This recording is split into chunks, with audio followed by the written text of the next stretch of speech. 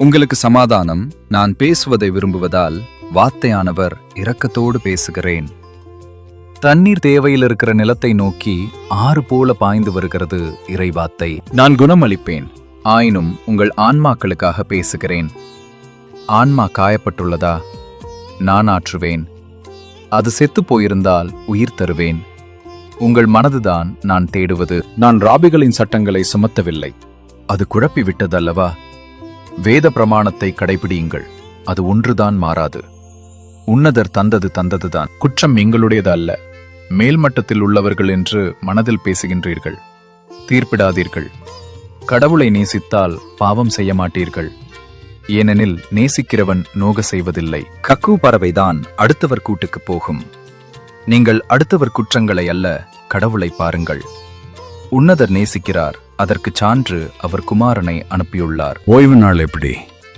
நெகேமியா ஓய்வு நாளை கடைபிடிக்க சொன்னா, ஆனால் அன்று வேலைக்கு செல்பவர்களை பற்றி என்ன? பணம் சம்பாதிக்க ஓய்வு நாளை மீறுகிறவன் அடுத்த 6 நாட்களின் சம்பாத்தியத்தையும் இழப்பான், ஏனெனில் அவன் உன்னதர் தந்த ஓய்வை புறக்கணித்தான். அன்று ஜபத்தில் இருங்கள். வேதபாரகர் சாஸ்திரிகள் அன்று வேலை செய்வதில்லை, ஆனால் அவர்கள் ஒரு ரொட்டி முதலாய் தருவதில்லை, வட்டிக்கு பணம் தருகிறார்கள். இது சரியா? ஓய்வு நாள் மட்டுமல்ல, வட்டிக்கு பணம் தருவது எப்போதும் கூடாது. அவன் நேர்மையற்ற கொடியவன்.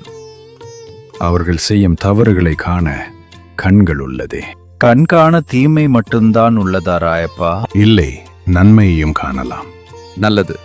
நாளை நான் அருளப்பனோடு முதலில் என் தாயிடம் போகிறேன். வரும்போது ஜெருசலேமுக்கு போவேன். நானும் வருகிறேன். பணம் வேண்டாம், நீர்தான் வேண்டும். பிலிப்பும் வருவான். சரி, வாருங்கள், நாம் ஜெபிப்போம், சங்கீதங்களை பாடுவோம்.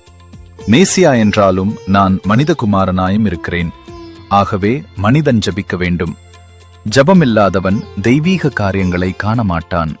உன்னதரின் பாதுகாப்பில் வாழ்பவர், எல்லாம் வல்லவரின் நிழலில் தங்கியிருப்பவர், நீரே என் புகலிடம், என் அரண், நான் நம்பியிருக்கும் இறைவன் என்று உரைப்பார். தீங்கு உமக்கு நேரிடாது, வாதை கூடாரத்தை நெருங்காது.